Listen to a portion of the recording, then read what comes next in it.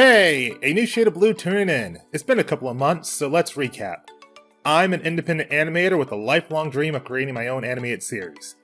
But I'm sick of waiting.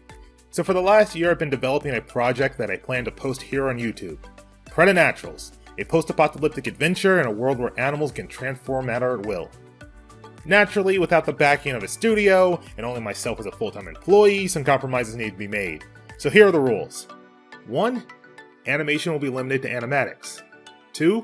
Minimalist environments. 3. Reuse music. And 4. Short runtimes. 3 to 6 minutes per episode. There's a bit more to it, but those are the bare necessities for this to be producible by me. I've assembled a small team of volunteers, including voice actors, to help make this real. Most of which helped with my other project, Once There Was Darkness. Here's a link, check it out. I'll be using puppet rigs for my characters in hopes that by bypassing the cleanup and color stages of the pipeline, my production will be expedited. Check out how that's coming along here. But over the last few months, I've thrown myself into environment design. First, I needed to figure out how I wanted the world to look. The first episode takes place in a flooded mall, so at first I used my local mall as a reference. But I wanted something with more personality. I landed on the themes of solar punk, which incorporate a blend of natural terrain and urban structures. So after researching and gathering reference after reference, I realized that I'd been procrastinating. After finally setting my nose to the grindstone, I understood why. Drawing environments was agonizing. I started with the basics, or at least what I thought were the basics. Good old pencil and paper and horizon lines. I went to an outdoor area that I thought had relatively simple architecture and sat and drew.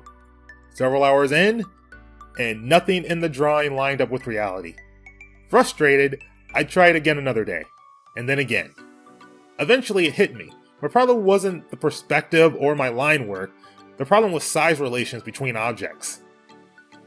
So with that in mind, I came back to the computer and focused on the scale and spacing. One of the most important things a setting needs to do is establish a tone. I wanted the world to feel mysterious and isolating. My first few attempts didn't quite capture that, but eventually, I came up with this.